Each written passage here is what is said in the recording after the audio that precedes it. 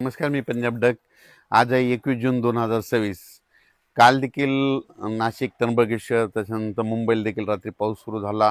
त्याच्यानंतर अहिल्यानगर भागात देखील श्रीरामपूर त्या पट्ट्यात झाला. पण राज्यात आज 21 जूनला मात्र आज मात्र बऱ्याच भागामध्ये जवळपास सुरुवात होणार आहे. आज सर्व दूर महाराष्ट्रात सगळीकडे नाही पडणार, फक्त आज सुरुवात आहे. आता उद्यापासून 22 जूनपासून मात्र सर्व दूर पाऊस व्हायला सुरुवात होणार आहे. म्हणून हा अंदाज सर्व शेतकऱ्यांना लक्षात यायचा. मग 22 जूनपासून तर डायरेक्ट 2 जुलैपर्यंत, 22 जून ते 2 जुलैपर्यंत राज्यात सर्वत्र सगळीकडेच पाऊस पडणार आहे. म्हणून हा अंदाज लक्षात यायचा. आज फक्त राज्यामध्ये ठिकठिकाणी सुरुवात होईल. हा आजचा पाऊस म्हणजे सगळीकडे पडणार नाही, आज फक्त नुसती सुरुवात आहे. पण उद्या 22 तारखेपासून राज्यात सगळीकडे पाऊस पसरायला सुरुवात होईल. राज्यात सर्व दूर मात्र उद्या रात्रीपर्यंत बऱ्याच भागामध्ये कव्हर करून जाईल. 23ला आणखीन संपूर्ण व्यापून टाकेल. राज्यात पेरणीयोग्य पाऊसमध्ये ह्या सुरुवात होणार आहे उद्यापासून. म्हणून ही अंदाज सर्व शेतकऱ्यांना लक्षात यायचा. म्हणजे सांगायचं झालं तर आज फक्त निश्चित सुरुवात आहे. आज सुरुवात झाल्या सगळीकडे पडत नसतं. फक्त उद्यापासून मात्र 22 पासून मात्र तर 2 जुलैपर्यंत मात्र राज्यात सगळीकडे पाऊस पडणार आहे. म्हणून शेतकऱ्यांना एक सांगू इच्छितो की पेरणी करत असताना जमिनीमध्ये ईदभर ओल गेली तरच पेरणीचा निर्णय घ्यावा. म्हणून हे देखील सर्व शेतकऱ्यांनी लक्षात घ्यायचं. काल देखील पाऊस म्हणजे ना त्र्यंबकेश्वर, नाशिक त्या पट्ट्यामध्ये पाऊस झाला. त्याच्यानंतर सिन्नरकडे झाला. त्याच्यानंतर अहिल्यानगरकडं श्रीरामपूर पट्ट्यात झाला. त्याच्यानंतर मुंबईला देखील पडला.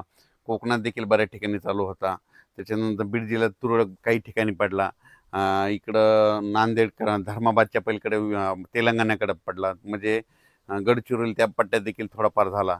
म्हणजे काल थोडी थोडी वाढला. आजपासून जरा जास्त प्रमाण वाढणार आहे. म्हणजे आजपासून म्हणजे सुरुवात जास्त आहे, पण उद्यापासून मात्र राज्यात सर्वत्र पाऊस येणार आहे. म्हणून हा अंदाज लक्षात यायचा आणि आपण आपल्या पेरणीचं नियोजन करायचं.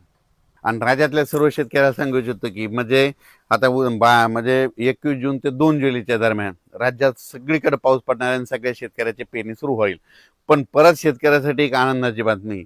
हे जे म्हणत होते ना दुष्काळ, तर तुम्हाला सांगतो 2 जुलै राज्यात, जुलै महिन्यात 2 जुलै ते 20 जुलैच्या दरम्यान राज्यात अतिवृष्टी होणार आहे. म्हणजे ठिकठिकाणी अतिवृष्टी होईल आणि बऱ्याच म्हणजे जवळपास मग ती काय होईल, मुंबईकडे अतिवृष्टी होईल, नाशिककडे होईल, पुण्याकडे होईल, इकडं उत्तर महाराष्ट्राकडे होईल. मग त्याच्यामुळे काय होईल, जे छोटे छोटे तळे आहेत त्याच्यामध्ये मात्र जुलै महिन्यात मात्र पाणी येणार आहे. म्हणून हा अंदाज लक्षायचा. जायकवाडी देखील, जायकवाडीचे जे लाभ क्षेत्राचे ऊसवाल्यासाठी सुद्धा आनंदाची बातमी. जुलै महिन्यात काय होणार आहे, नाशिक, उत्तर महाराष्ट्राकडे जोरदार मुसळधार अतिवृष्टी होणार आहे. त्याचं पाणी गोदावरीला येणार आहे. मग त्याच्यानंतर धरणामध्ये आवक यायला थोडीफार सुरुवात होईल. म्हणून हे ऊस शेतकऱ्यासाठी आनंदाची बातमी. म्हणजे जुलै महिना शेतकऱ्यासाठी सगळ्यात फायद्याचा ठरणार आहे. म्हणून हा अंदाज सर्व शेतकऱ्यांनी लक्षात यायचा. आजपासून राज्यात निश्चित पावसाला सुरुवात होणार आहे, पण 22 पासून राज्यात सगळीकडे पावसाला, संपूर्ण महाराष्ट्रामध्ये पाऊस दाखल होईल. 23ला सगळ्या जवळपास बऱ्याच भागात दाखल झालेला असेल. 24ला सगळीकडे पडलेला असेल.